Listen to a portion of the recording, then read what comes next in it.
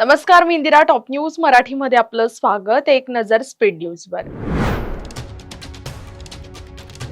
उमाजी नाईक स्मारकाचा प्रश्न मार्गी लागणार, मुख्यमंत्री फडणवीस यांचं आश्वासन. व्यावसायिक गॅस पुरवठा बंद झाल्याने हॉटेल व्यवसाय संकटात, घरगुती सिलेंडरची मागणी वाढली. रायगडमध्ये 15 पंचायत समिती सभापती पदासाठी आज होणार निवडणूक. उद्योग, हॉटेल गॅसवर युद्धामुळे व्यावसायिक गॅसचा तुटवडा, पेट्रोल डिझेल बाबतही चिंता.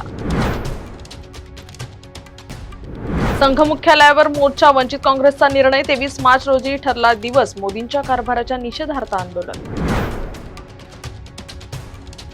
महिलांच्या प्रसूती रजेबाबत उपमुख्यमंत्री सुनेत्रा पवार यांची मोठी घोषणा. राज्यात पावसाची शक्यता, विदर्भात येलो अलर्ट. बालगंधर्व रंगमंदिराचा पुनर्विकास आणि जतनाचा वारसा. संस्थांसाठी अजित पवारांचं नाव वापरण्यापूर्वी कुटुंबियांची पूर्व परवानगी बंधनकारक. मुंबई रेसकोर्सच्या जागेवर होणारे सेंट्रल पार्क धनदांडग्यांसाठी सर्वसामान्यांनाही प्रवेश मिळायला हवा, सर्वपक्षीय आमदारांची मागणी.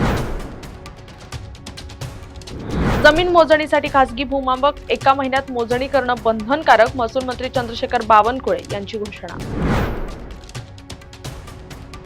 राज्यात प्राध्यापक भरती जून पूर्वी होणार, उच्च आणि तंत्र शिक्षण मंत्री चंद्रकांत पाटील यांची नेमकी घोषणा.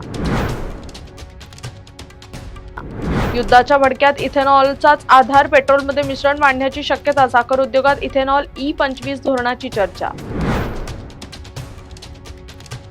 कोथरूडमधील पानशेत पूरग्रस्तांना अखेर न्याय, चंद्रकांत पाटील यांच्या प्रयत्नांना यश.